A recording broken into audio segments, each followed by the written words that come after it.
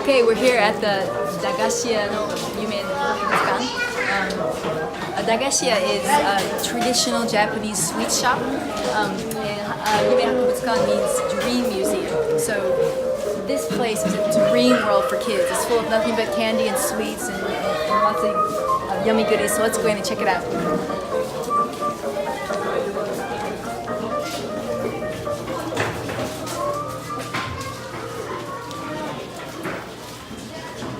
You can find all kinds of Japanese sweets. Kids love them. I've been loving them back since the time of the Showa era. If you come over here, I'll show you some in particular. These sweets here, these Sakuma drops. This one here is actually from Miyazaki Prefecture in Kyushu, and it's been around a really long time too.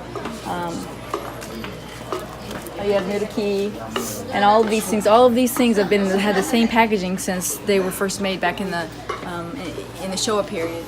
If you'll see, a lot of these are very reasonably priced, like 50 yen for this one, 50 yen for this one, 70 yen, 60 yen. So a lot of kids will just come here and they'll save their money and they'll just get a little candy a little bit at a time. My kids love candy, like they love candy, and they're always wanting to come here. See, this is my kid. This is her collection of candy. What about you, Ami? What did you get? Okay. And so these kinds of traditional dagashi-ya-san are still very popular in modern Japan. You can even find them in shopping malls. So it's just something. It's part of the culture that's been preserved from the Showa period. So it's really, really cool. I really like them a lot too. Okay.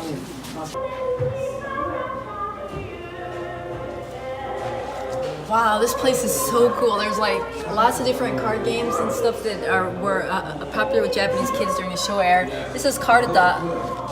It's called Karuta in Japanese. It's a card game, and it's actually really popular even today. My kids love it, and it's played a lot of times during the New Year holidays by Japanese kids and also by Japanese adults sometimes too.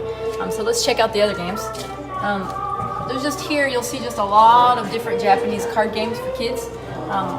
Here's some pictures of some famous Japanese people during the Showa era, and this is a baseball card game that kids used to play right here. And so over here there's lots of different toys for kids, dinosaurs and different monsters that were popular during the Showa era. Yeah. Scary. This guy's pretty scary. 怖いねこれ。結構怖いね。Okay, let's go check out this Japanese style living room over here. So, this is a traditional Japanese tatami living room that was used during the Showa era. And you can actually take off your shoes.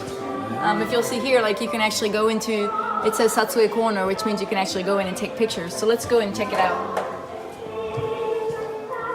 Of course, you have to take off your shoes, like you do in all Japanese tatami rooms. And then come in here and you can sit seizo style, which means you sit on your knees like this.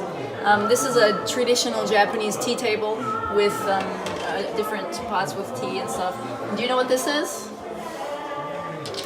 This is called a Japanese soroban, which in English is abacus.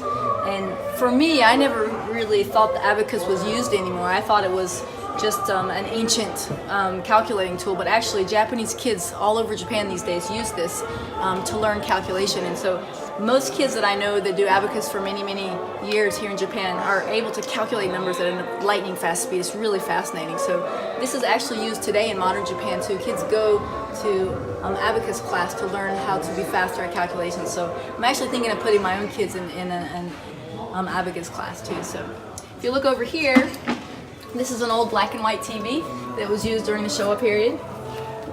This is actually preserved from that time. And over here is an old radio. An old radio here. And over here is really cool.